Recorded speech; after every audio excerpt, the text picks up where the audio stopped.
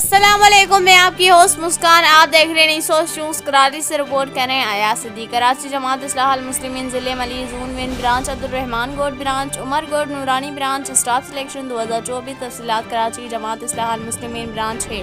Selection 2024 ज़िले सदर Mohammad Aslam Qureshi chairman हैं। तमाम ब्रांचेस ने भरपूर शिरकत की और मशवरात के बाद हर ब्रांच से 9 अफसरान का इंतखाब किया गया, जिसमें finance secretary Abdul Latif finance ने लेक्चर दिया और प्रेस सेक्रेटरी मोहम्मद सईद राजपर ने प्रेस लेक्चर दिया। जनरल सेक्रेटरी मोहम्मद ने लेक्चर दिया। कामरान ताहिरी ने इंतजामात किए।